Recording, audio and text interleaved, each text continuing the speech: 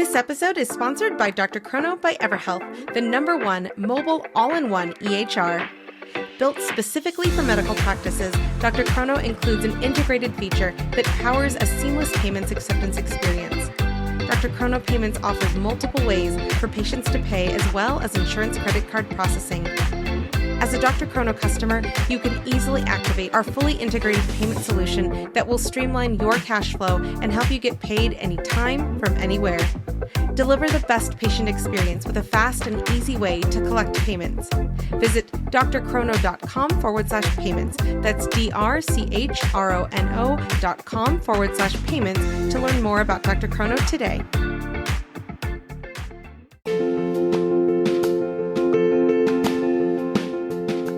Direct primary care is an innovative, alternative path to insurance-driven healthcare. Typically, a patient pays their doctor a low monthly membership and, in return, builds a lasting relationship with their doctor and has their doctor available at their fingertips. Welcome to the My DPC Story podcast, where each week you will hear the ever-so-relatable stories shared by physicians who have chosen to practice medicine in their individual communities through the direct primary care model. I'm your host, Marielle Conception, family physician, DPC owner, and former fee-for-service doctor. I hope you enjoy today's episode and come away feeling inspired about the future of patient care, direct primary care. DPC means to me using my experiences as a patient and then having the ability to address health equity issues and bring high quality, affordable family medical care to all of my patients. I am Dr. Wendy Molaska. Dedicated Family Care is my DPC clinic in Fitchburg, Wisconsin, and this is my DPC story.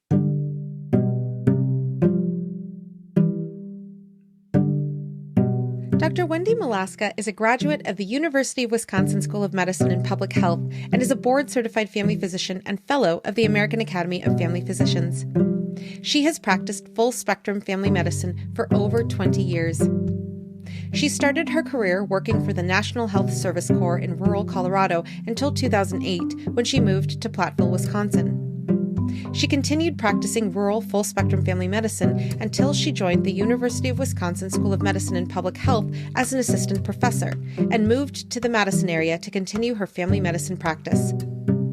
In 2019, she transitioned her medical focus to provide inpatient hospice care, and in 2021, she left employed medicine to start her own DPC called Dedicated Family Care. There, she continues providing full-spectrum family medicine in the Fitchburg, Madison, Wisconsin area. In addition to her clinical practice, she has served on the board of directors for the Wisconsin Medical Society and was elected president in 2022. She also serves on their Justice, Equity, Diversity, and Inclusion, or JEDI, task force. Through the Wisconsin Department of Health Services, she serves on the Advisory Council for the Wisconsin Council on Immunization Practices. Given her love of reading since residency, she has also been involved with Reach Out and Read, an early pediatric literacy program that is based in primary care clinics. She now serves as their co-chair for the Wisconsin Reach Out and Read Advisory Council. She enjoys travel when there's not a pandemic and has also completed multiple medical missions around the world. Welcome to the podcast, Dr. Molaska. Oh, thank you so much, Dr. Concepcion. I am so excited to be here. And like we were talking about a little bit before we started recording, it was such a privilege to meet you at the DPC Summit this past July in Kansas City. So get your calendars out and start planning for next year, because it is so amazing to be in the physical space with other DPC physicians. So Dr. Molaska, I wanted to get started with the fact that your journey has been one that is chock full of perspectives from all aspects. You have been a patient yourself. You have been a physician in the National Health Service Corps.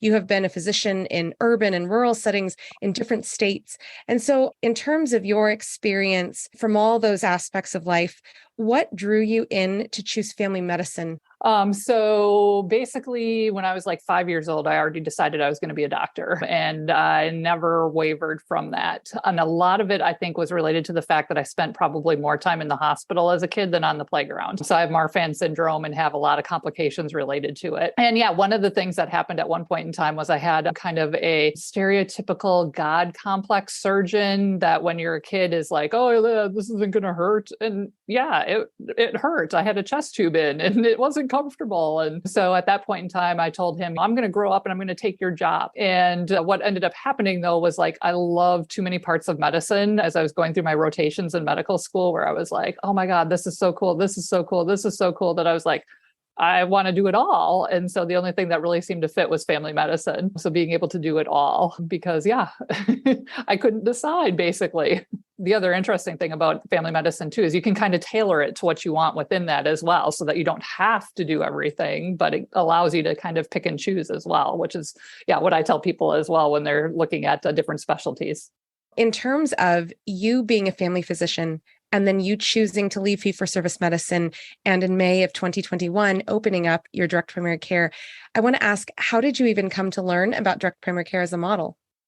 I will credit a bunch of other DPC docs. So in 2019, I, like, unfortunately, so many docs in fee for service was hitting burnout and was exploring what I was going to do from there. And I met Dr. Nicole Hemkes with Advocate MD, and she was talking about DPC, which I'd never heard of before. And I was like, well, this is really intriguing, but I'm not sure yet. And I don't really know enough about it. And so from there, started looking online and finding a bunch of the other DPC docs. And then it got into the Facebook DPC docs group. And of course, there's like everybody there and everybody's so willing to share information. And then also met Dr. Amanda Primusberger with Rutz MD. And so she opened just a few months before I did. And we've kind of been each other's supports because our clinics are about 5 miles apart down the road from each other. When you decided to take the leap yourself after having a community around you, having a community online, what was this is the time that I'm going to leave fee-for-service and open my DPC?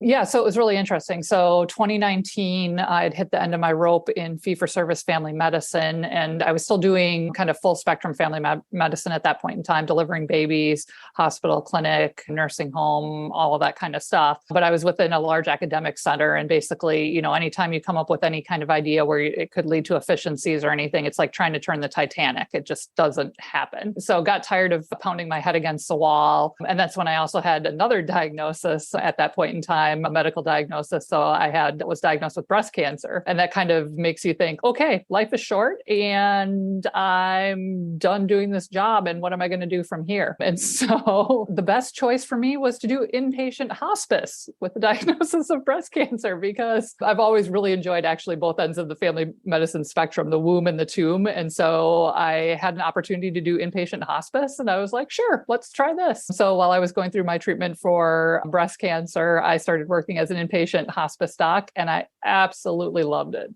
It was amazing. And I really felt this was going to be my retirement job. I love the people I work with on a day-to-day basis. I love the families, the patients, just everything except the administration. And that's what always becomes the problem, right? Is the administration. And initially it wasn't as big of a deal, but then this thing that happened in 2020 that a lot of us are familiar with, something called a pandemic. And that's where things got really bad. Basically, the administration all went home and we're working from home and we're doing Zoom, and all of us on the front lines were taking care of dying COVID patients and other patients on hospice who are dying. And we were told, no, we're not getting PPE. No, you're not getting fit tested. No, no, no. Oh, and by the way, even though all of your kids and spouses have all been sent home from work and your kids are home from school and daycare and you don't have any options anymore for them, you now also have to work every weekend and all of this. And again, it was one of those things where, you're working in hospice. So what do you learn in hospice is that life is short. And so again, it took me until December of 2020, but I hit December of 2020 and I was like, this is actually affecting my own health and the health of my family. And as much as I want to support my patients and my family and my staff, I have to take care of me first, or I can't take care of anybody else. So December 2020, I quit inpatient hospice and started planning for my DPC. And then, opened in May of 2021.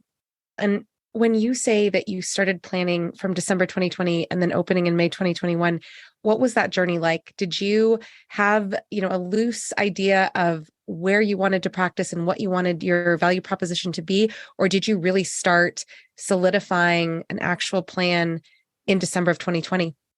Yeah, it was pretty much solidifying an actual plan in December of 2020. So it had been in the back of my mind since 2019 when I first heard about it. And my husband, fortunately, is super supportive. And he's actually done a bunch of startup companies. He's kind of the tech guy with startup companies. So he's like, this is just another startup company. It's not a big deal to him. I'm like, oh, it is to me because, this stuff frightens me. And I have no idea about running a business or anything. But he's like, no, it's not that big of a deal. And he was very supportive as we started coming up with, what do I want this to look like? What do I want to be able to do? Where do I want to practice? How am I going to set this up? And then, just going through all of the various steps and then using all of the online resources and all of the books that are available these days. And all of the help. And that's the one thing that's really, really struck me with the DPCD community of docs is that they're so willing to help each other out, whether it's curbside on a patient or, hey, where do you get your exam tables? Or does anybody like Dr. Primusberger and myself,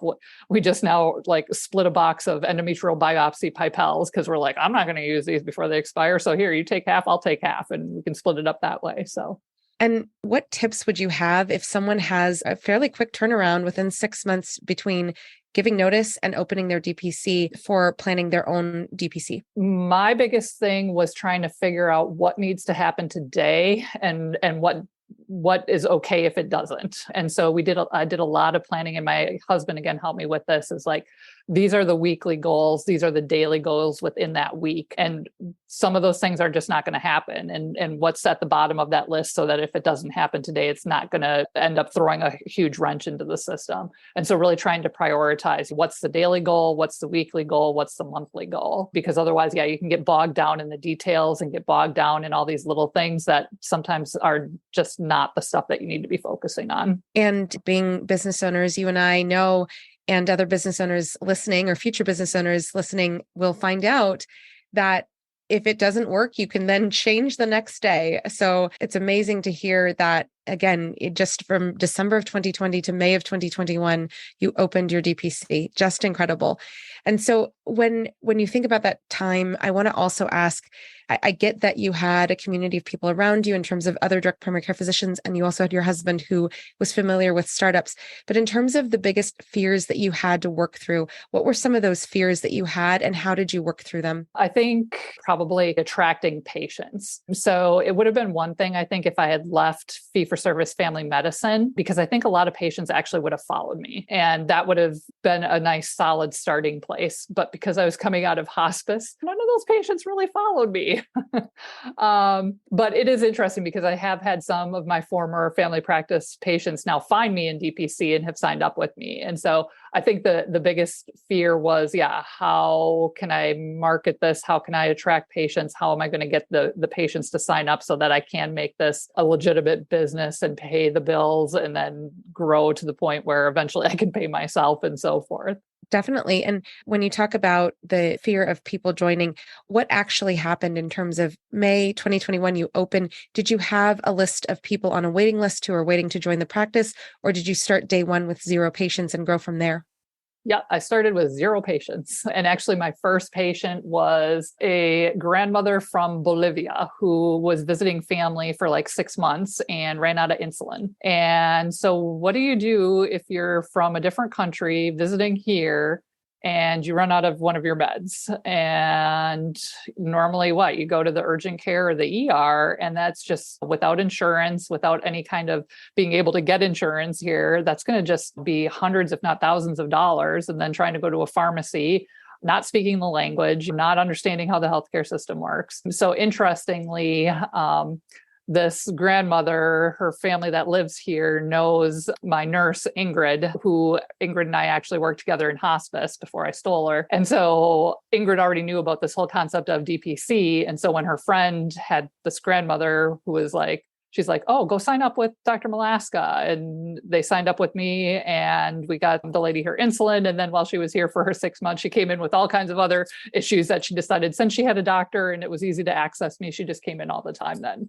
So she was my first patient. And from there, it was beautiful in some ways, because the Latino community in the Madison and Fitchburg, Wisconsin area is pretty tight knit. And so aside from the grandmother, then the granddaughter who brought her in was like, oh my God, this is amazing. Can I sign up? But I have insurance. So I'm like, yeah, but it doesn't matter if you have insurance, you can still sign up. So trying to do a lot of the educating, but then, yeah, a lot of it was word of mouth from there. And I would have to say I grew really, really slowly, especially during the first 6 months. But when I look back, for me, that was actually okay, because it really helped me figure out a lot of the business stuff. Because yeah, again, trying to get everything up and running in 5 months, there were a lot of things that I felt like I was missing or not doing. So then growing slowly allowed me to try and address that. Oh, I'm going to need that. Yeah. And oh yeah, I didn't think of this. So I think that was helpful for me. I love that. And I can totally relate to that in terms of you don't realize sometimes in planning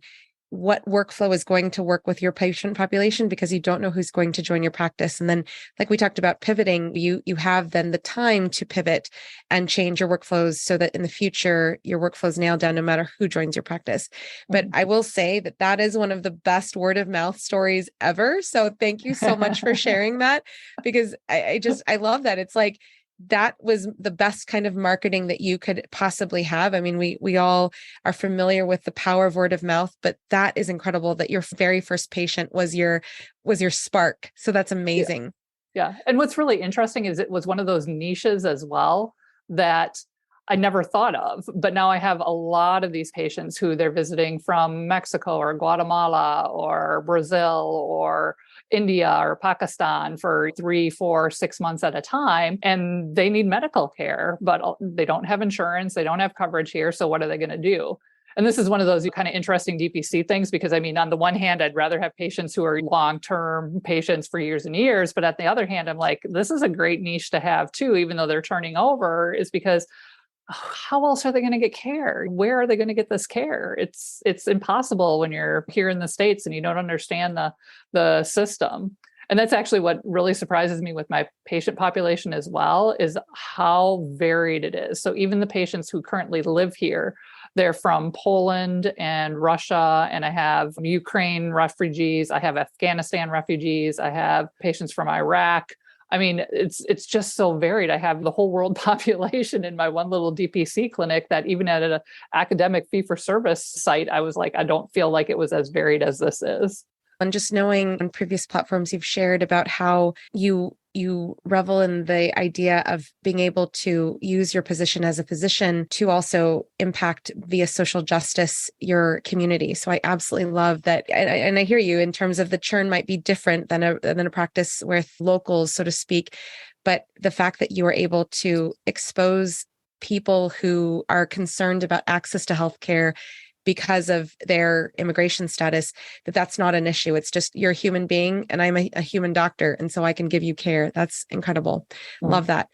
Now, can you give the audience a little bit of a picture as to what Fitchburg is like? Yeah, so Fitchburg is essentially a suburb of Madison, Wisconsin. So Wisconsin is a very interesting state in that. So I used to practice in Platteville, a very rural community in the state. So Wisconsin has basically the Milwaukee area and the Madison area are kind of our two big cities in the state. There are some other cities that are fairly good sized, but the majority of the state is rural. So we always kind of say, especially in Madison, that it's a kind of 1 square mile of liberalness surrounded by a bunch of Republicans. So that's why we're such a swing state as well. So our little cores of city are more Democratic leaning, and then our rural areas tend to be more Republican leaning. So we're a very swingy state. But Fitchburg is an interesting community in that it has kind of a very wealthy suburb area, but then we also have some very underserved areas in Fitchburg. And so where my clinic is located is kind of on the border of the two. So by some low-income housing, and then I can actually walk to clinic from my house, which is about a mile away in typical kind of suburban setting. But yeah, my patient population then is a little more diverse, I think, as well, because of where it's located. And in terms of that location in particular, Did you happen to have lots of choices when you were looking for a space, or did that space happen to be just the perfect fit right out of the gate? Yeah, so it was interesting. I think that was one of the big things that I didn't realize was trying to rent commercial space. That was one thing I wasn't prepared for. So I figured it would be more like buying a house or renting an apartment where you just go out and see something and you do a lease and you're all set to go. And it's not like that. It takes a lot longer. And especially if you have to consider a build out or something like that, then all of the negotiations and then the time to do the build out and everything. So I was not at all prepared for that. And I think that's also what pushed me out to May, because I felt like I was ready to start a little bit earlier, but I wanted to start in a building or in an office. So I was working on one lease and talking to the landlord about a build out and doing all the negotiations and stuff. Got to the part where we were about to sign the lease, had worked through all of the build out and who was going to pay for what and so forth.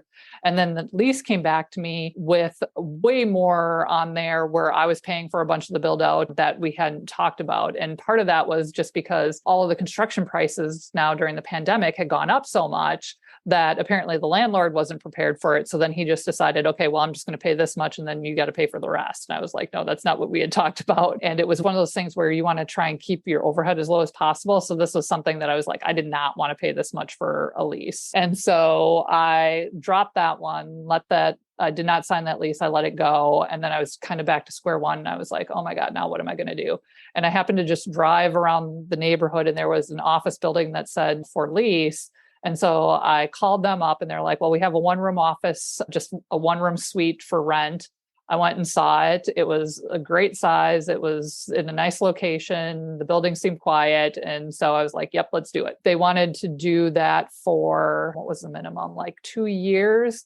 And I was hoping to get into something slightly larger sooner than that. So I did take out an 18-month lease, but was able to start then in the one-room suite. And it was great. It was awesome. It was interesting to have patients come in there and not be turned off by the fact that it was just a one-room suite. They'd come in and they'd look around and they'd be like, oh, wow, this is different. And I'm like, yep. But then because of the relationships you're building and the care that you're getting, nobody seemed really turned off by the fact that, hey, there's an exam table there and your computer there and your centrifuge back there. And so that was really good. But I did keep looking around at that point in time. And my realtor was really good about saying, hey, this just came available. Do you want to look at it? And so I did go look at this other space, which was seriously 2 blocks from the one-room place that I was in. And the landlord there was amazing. We didn't have to do as much build out and the price was right. And so I ended up taking that one and moving in January of 2022. So this year, yeah. And so still had the lease at the one-room office, but ended up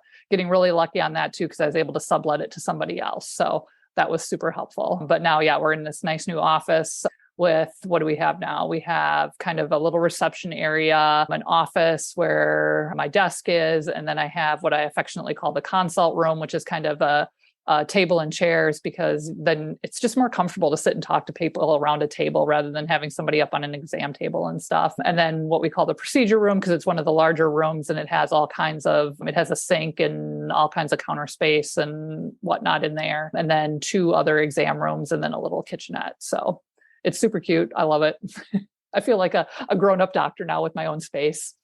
That's amazing. I love it. And in terms of the square footage of your space, can you give us an estimate as to how big your space is currently? Yeah. So the current space is about 1,300 square feet. Stay with us. We'll be right back.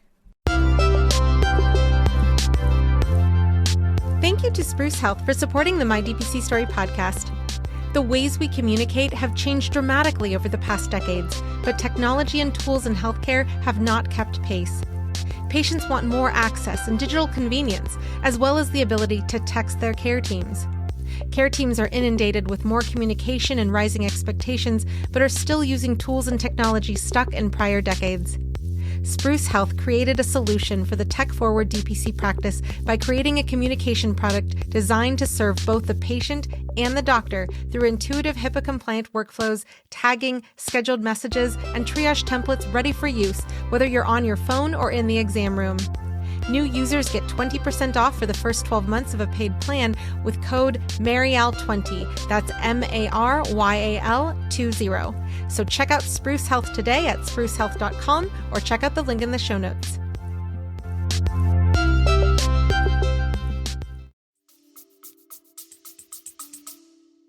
When you were planning and then you opened, how did you determine your price structure, and has that changed since you've opened? I have not changed the price structure at all. I determined it just basically by, looking at kind of our surrounding area here in Madison, doing calculations based on what my overhead is, what I'm hoping to make potentially as a salary. And just looking at other DPC docs and stuff too, I think was a big thing, is just kind of comparing to what other people are doing and then taking into consideration where we are located and so forth. And one of the things I wanted to ask you specifically was the pricing for children. You have at your practice, children are able to be independent members without a parent for an additional $10. Can you share a little bit about how you came to that particular part of your pricing structure? So that I just felt like as a family practice doc, it's just so much easier a lot of times to take care of the whole family. You just know everybody and you know what's going on with everybody. And so I have children at like a lower pricing structure with the family, just because it's a little bit more difficult, I feel like, to have a child that's just kind of independent without the parents being part of the practice. And I don't know that it does actually make a huge difference in the long run, but it just does seem perhaps that when I compare my families to the individual kids that I have, that I do get more contacts and more questions and emails and texts and stuff from those that don't have family members in the practice. And I'm not 100% sure why that is. So it just kind of helps cover for that a little bit, I feel like. And you had done an interview with your local alderman, and you guys were talking about what does Fitchburg need in terms of, like you were mentioning, a community center and transportation improvements. What does Fitchburg need in terms of medical care, and how did you tailor your DPC to the needs of your community? Yeah. And so most of my career I spent working in rural areas doing full spectrum family medicine. And that's what I really enjoy. And so that's what I brought with me back to this clinic, is I want to be able to provide pretty much as I possibly can, because so many of my patients are underserved, have absolutely no insurance, have no other options. And so the more that I can do for them, the better off they're going to be. And at the same time, I just like doing so many different things. So I do a ton of women's health because, again, I was usually the only female practitioner in the rural areas. So I did a ton of women's health. So the other day I did a colposcopy. I have an endometrial biopsy scheduled for this coming week. I did a Nexplanon insertion the other day again too, and I'm taking out an IUD for somebody next week who's hoping to get pregnant again. But everything as well, from diabetes care and hypertension to skin biopsies and anything in between, just to try and provide whatever we can. Because like I said, Fitchburg is kind of this weird demographic of having kind of the more wealthy population and then a very underserved population. For those patients who don't have insurance and who are part of your practice, if they were to need specialty care, do you have a connection with cash-based specialists in the area?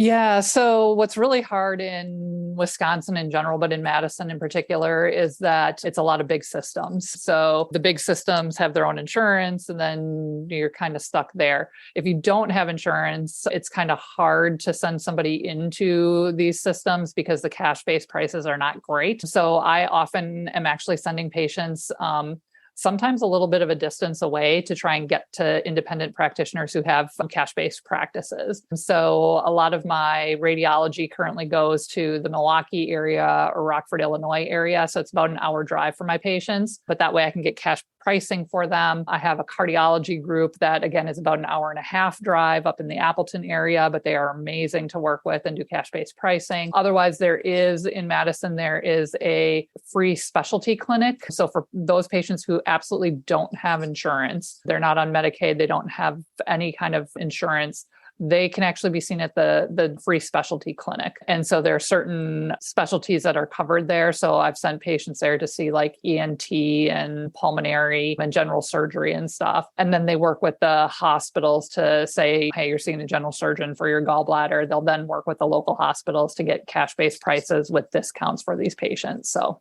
Great. And in terms of if a person were practicing in a community similar to yours, where specialty care or cash price imaging were available at least at a little bit of a distance away, how do you recommend people establish those connections to cash price imaging centers, cash price specialty clinics? Yeah, so that was, I think, one of the things that I liked again about kind of starting slow with DPC is that because I had slow patient growth, I was able to start just kind of looking for these things. And some of it was just Google searches and then making calls and meeting people. And it's actually worked out really well because in talking to especially one of the independent radiology groups in the Milwaukee area, that group we talked with Dr. Primusberger and they realized there are more and more DPC starting in the Madison area. There's now a group of orthopedic doctors that are leaving one of the big systems here and starting their own independent practice. There's a couple of pain specialists here that have an independent practice. And so a lot of these people use imaging. And so now this imaging group, the Milwaukee area, is looking at potentially coming to Madison to open up shop, which would be amazing. But a lot of it was honestly just, online and then kind of cold calling and seeing, hey, can I talk to the clinic manager or somebody about cash pay pricing? And some of it was through my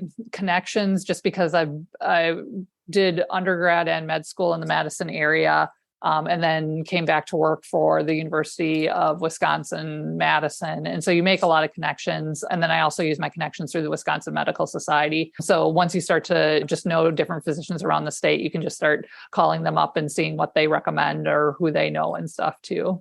And just to put a shout out and a congratulations to you, you were elected and are the current president of the Wisconsin Medical Society. So can you give a little bit of history there as to how did you come to be involved in the Medical Society in Wisconsin, and what did your role look like before becoming president, and how has it changed since becoming president? Great questions. So I actually started back in medical school as the student representative to the board of directors for the Wisconsin Medical Society. And so I was on the board of directors as a student, and that really got me involved in organized medicine and especially the advocacy that you can do through being involved with organized medicine. From there, I did residency in Minnesota and then was with the National Health Service Corps in Colorado before moving back to Wisconsin. When I came back to Wisconsin, I was in rural Platteville area and they needed a delegate to the House of Delegates from that area. And so I raised my hand at that point and nobody else did. So I was able to then become a delegate to the House of Delegates for the Wisconsin Medical Society again when I moved back in 2008. And then in 2012, I got elected back to the board of directors. And so sat on the board of directors for three-year terms before throwing my hat in the ring for president and then being elected. Last year, I served as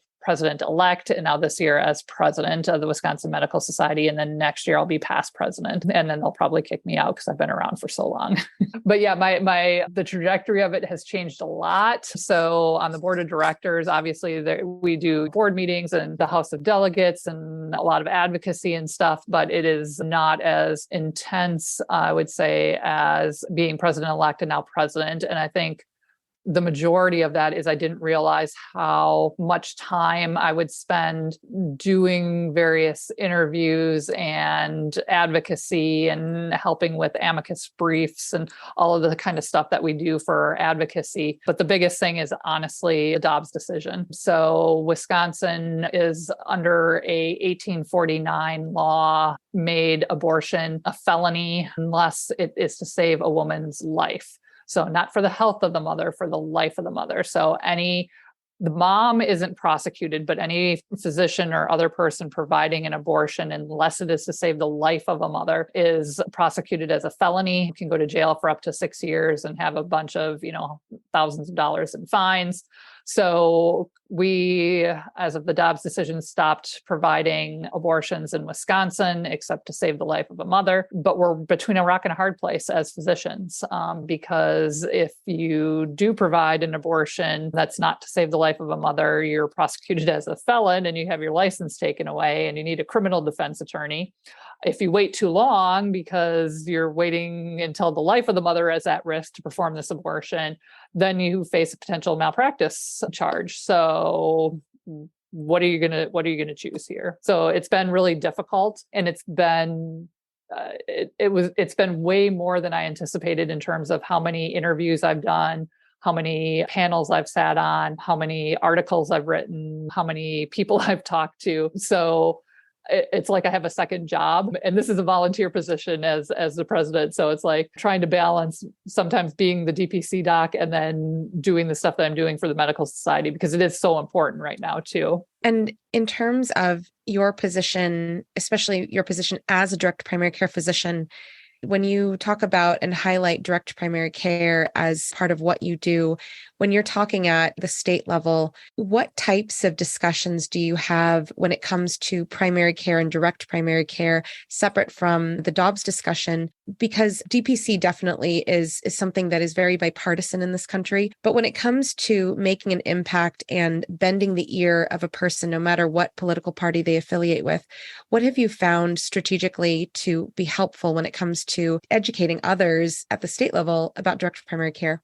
Yeah, so I was able to. So Wisconsin is still working on its DPC laws to have us recognized as not insurance. So we were able to get a hearing in the House committee this past year. So I sat in on that and provided testimony for that. And the big thing that I've realized, especially working in politics, is that, yeah, you have to be able to play both sides of the aisle. So when you speak to the legislature about DPC, it's like, what's going to appeal to the GOP? What's going to appeal to the Dem? One of the fights in our state is to expand Medicaid coverage for postpartum women to cover a full year of postpartum care while they're still on Medicaid. Generally, what we see is the GOP side does not want to do that. The Dems want to. And so one of the things that we talk to the GOP about is like, hey, if you don't want to expand Medicaid, then DPC is a nice option. We can help these people who are kind of falling through the cracks, who don't qualify for Medicaid or who otherwise don't get insurance from their employer. So here's a nice option, but this is why we need to be protected as DPC docs. For the Dems, one of the things that I like to emphasize is, especially like with my practice, how varied it is. And we actually have a nonprofit DPC here in Madison as well. So Dr. Mike Klaus, Our Lady of Hope, does 50% of his care as charity care. So to appeal to the Dems, I have a very underserved population, and I believe that they're getting better care. And honestly, some of them come in telling me that they don't go into the system because of the way that they've been treated before. And so being able to appeal to both sides of the aisle, I think, is huge, and really emphasizing, how we are working to help take care of their community and, what that looks like for individual legislators.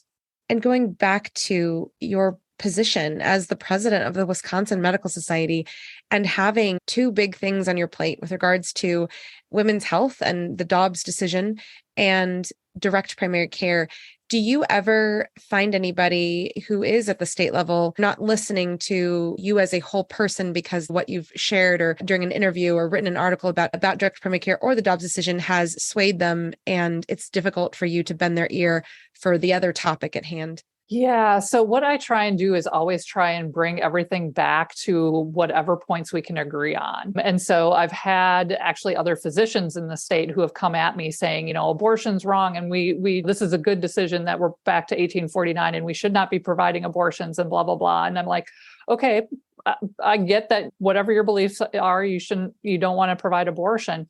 But my concern is the doctor-patient relationship. Would you agree that the doctor-patient relationship is kind of the end-all be-all of what we do? Well, yeah, the doctor-patient relationship is the most important. I'm like, well, what this Dobbs decision is basically saying that this law is saying that the legislatures have the right to get involved with that doctor-patient relationship. And that's not right. And so what's next? If they can say that this doctor-patient relationship you can't have, what's the next step? What next are they going to take away from that doctor-patient relationship? And so by the time you get to the end of the argument, I had this doctor being like, oh yeah, okay, well, I guess, but it doesn't mean that abortion's right. And I'm like, yeah, you can believe that abortion isn't right, but I think we need to still protect that doctor-patient relationship. And then the same thing talking about DPC and stuff too, is like trying to always get people back to what we can all agree on. And for the same thing with DPC, I think a lot of us will go with the reason that we're doing this is that doctor-patient relationship. I want to be able to have conversations and get to know my patients and provide the best care that I can. And so what gets in the way of that is all the insurance, all of the prior auths, all of these other things. And so if we can agree that we want the best care and that best doctor-patient relationship, then again, we can talk about either of these things and it all comes back to that doctor-patient relationship. And so trying to always find the common ground, which is a lot of sometimes hard to do, but most people, if you can find that common ground, they're going to listen. And from your vantage point as the president, I want to ask about getting the future generation of direct primary care physicians into the world of direct primary care. What do you see as challenges, and how has Wisconsin as a state overcome those challenges to get people attracted to pediatrics, internal medicine, family medicine, to primary care? Yeah. So one of the other things that just occurs to me and stuff too is like, people are like, well, how did you even get to be president when you're an independent doc doing DPC or whatever? And I always joke, I'm like, yeah, they didn't vet me very well. But I think a lot of it goes to, just continuing to get more and more of us involved. So Dr. Amy Doherty with ClarCare, we now have her on our board of directors with the Wisconsin Medical Society. So we're bringing more people in. And then I think the other part of this is reaching out to the students and stuff. So I have medical students that come out to my clinic. I'm hoping to have residents at some point in time. I have pre-meds that have been coming in who have, of course, never heard of this model. And so a lot of it goes back to education. We educate individuals and employers, and now we educate medical students, pre-med students, residents about a DPC model so that when they're thinking about, hey, I'm in medical school, what should I go into? They can see other options and think that, hey, maybe family medicine is the right choice for me. Maybe it's not going to be as big of an issue. And I think some of the things that we need to look at as we go along are, how do we make family medicine more attractive for students in terms of less debt? How do we help them to set up DPC practices or join existing DPC practices where they can be supported? What's really interesting right now that's happening in Wisconsin is through the Department of Family Medicine at the University of Wisconsin-Madison, they are looking at what other options are there for primary care. How can we readdress the primary care shortages and needs? And so I met with Dr. David Rankel from the department, who's the chair, and he was talking, DPC and team-based care, and how do we make this more tenable for more and more people? And so, it's really interesting to see that there is some movement here, and especially, it's even starting to come from the Department of Family Medicine. So. And that is not a small department. So that's awesome to hear. And has there been any movement in Wisconsin to look to pay a DPC physician, like a physician who chooses FQHC after residency or Indian Health? Stay with us. We'll be right back. Have you tried an AI scribe in your clinic? Well, I've tried so many, and I can say Heidi Health is the best AI scribe I have come across thus far.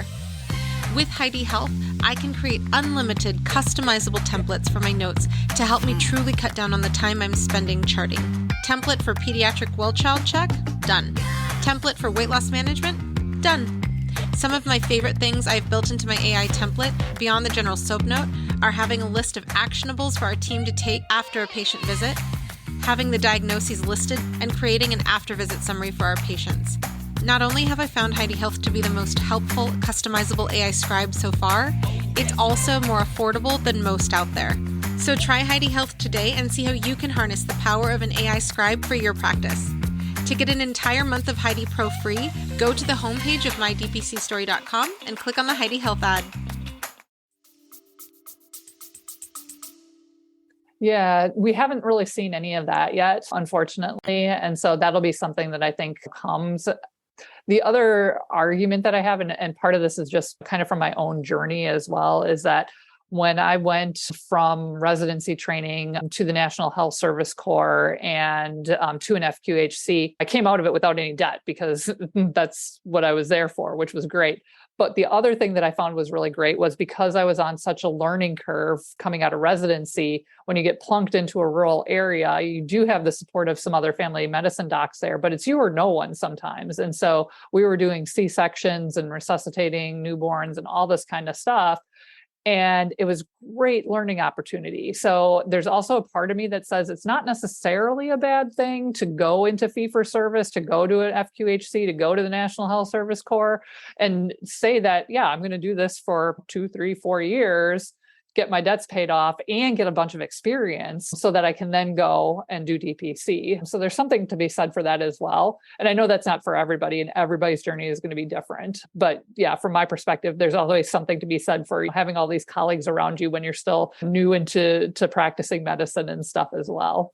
Definitely. And I think that that's where things like CME that's targeted to, like you do colposcopies and endometrial biopsies, knowing that even as a physician out of residency, you can still learn skills, you can still become proficient and provide, if your community needs a particular service. And going back to organized medicine and being part of your state medical society, when you talk to other people who are like, my medical society isn't really that active. I mean, you gave a great example that you were running pretty much unopposed after coming back from the National Health Service Corps. But why should people think about joining their medical societies? And what are some of the things that people could affect change on if they were to join their medical societies?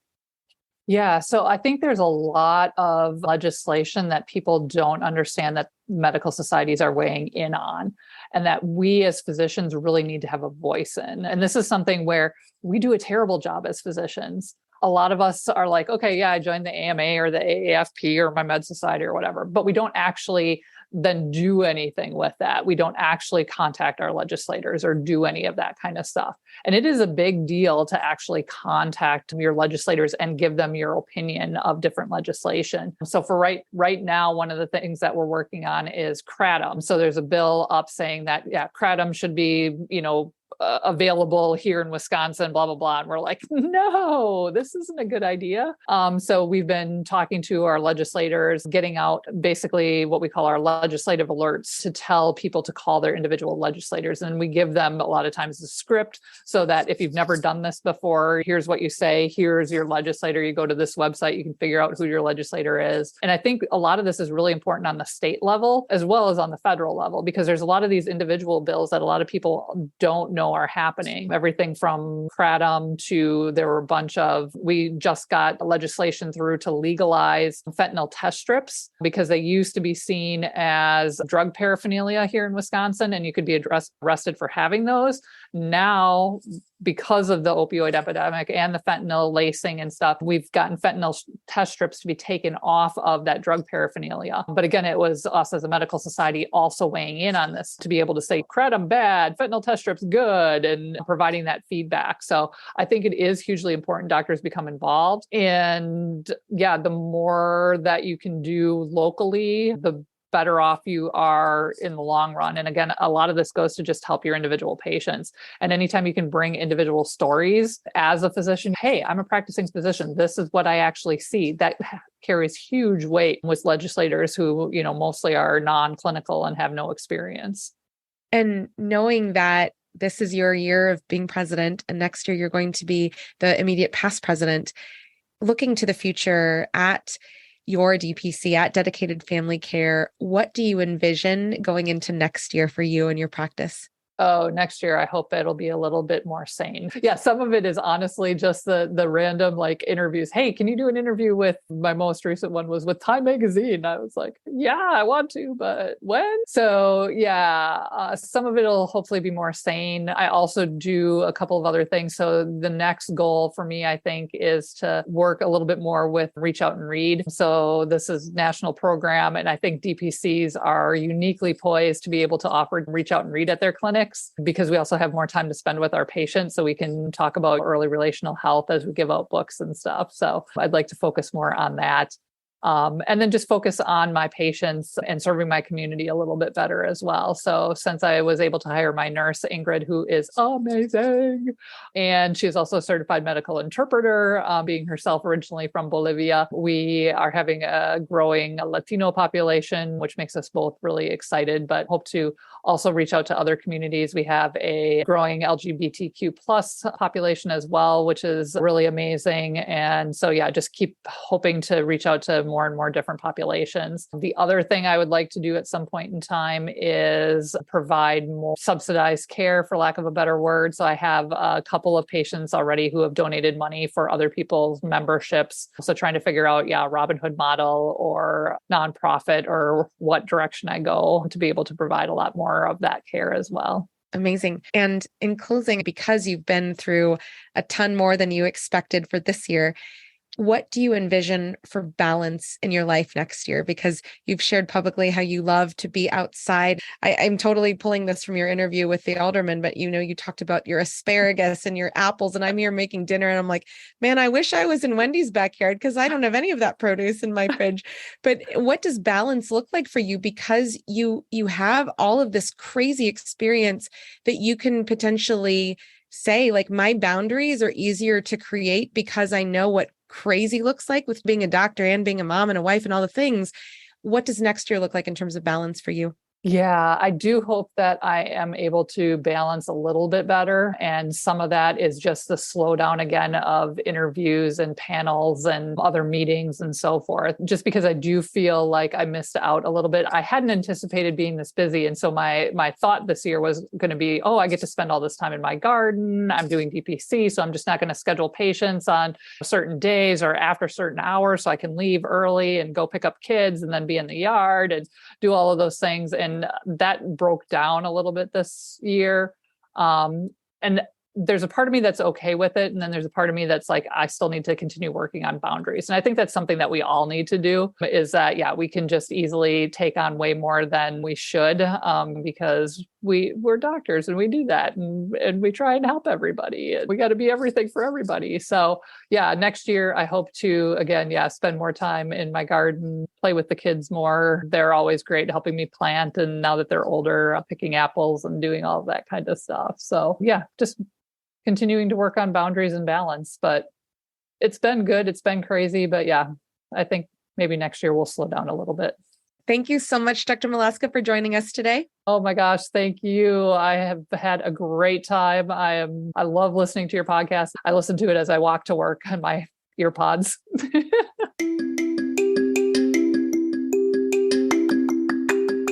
Next week, look forward to hearing from Dr. Brad Brown of Strive Direct Health in Erie, Colorado.